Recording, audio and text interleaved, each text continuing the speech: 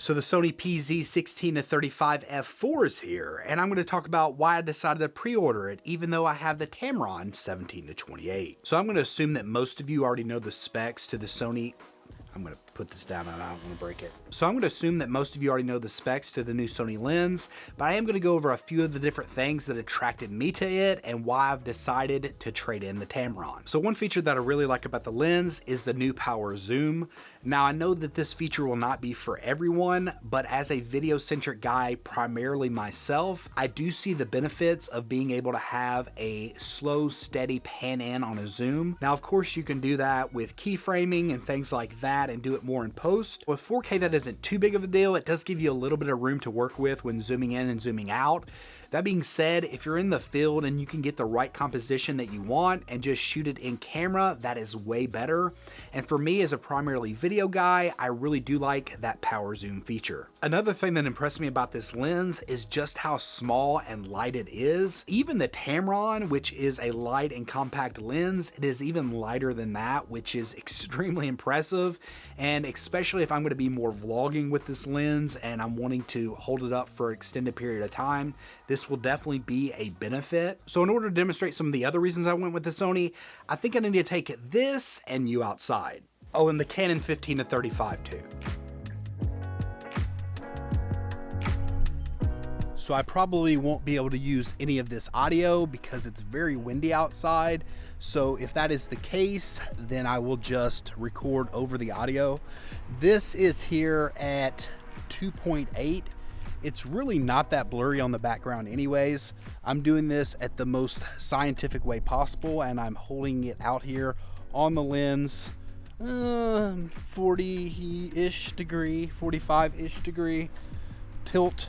It is at 17 millimeters with the active steady shot on, so it crops in just a bit. But this is the basic frame you get here at 17. Isn't bad, but it's a little closer than I would like it to be. Right here at 2.8, you can see the blur background isn't that much blur here. So it's actually not that big of a deal in my mind. Now I'm gonna step it down here to F4. I mean, it's a little bit of a difference, but is it that much of a difference? So I'm going to stop me right here because the audio does get pretty bad. But here you can see it at F4 and F2.8. I really do not see that much of a difference. It was also closer to the camera with the F2.8, so that's probably making a difference as well. And if you're vlogging, you're going to want to show at least a little bit of your background unless you're a complete narcissist. So to me, what is more important here is the difference in focal length. This is the Tamron 17-28 going back and forth.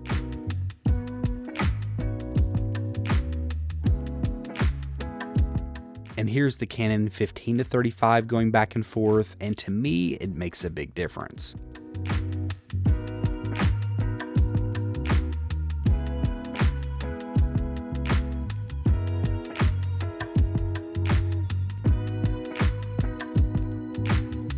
But let's get back inside and wrap this thing up.